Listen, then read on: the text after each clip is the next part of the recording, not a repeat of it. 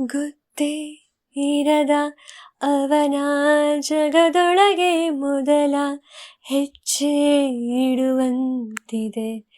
ಅವನ ಹೆಸರ ಕೂಗಿ ಕರೆದಾಗ ನನ್ನೇ ಯಾರು ಕರೆದಂತಿದೆ.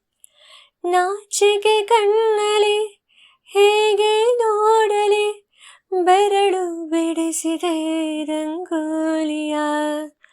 ಒಲವಾದೆ ಬಣ ಏರಿ ಹೊರಟೆನ, ತೀರ ಹೊಸದೇ ರೋಮಾಂಚನ.